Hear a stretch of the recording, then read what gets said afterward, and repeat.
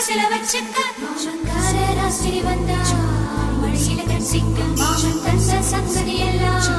மனசுல வச்சுக்க கண்ணாளனே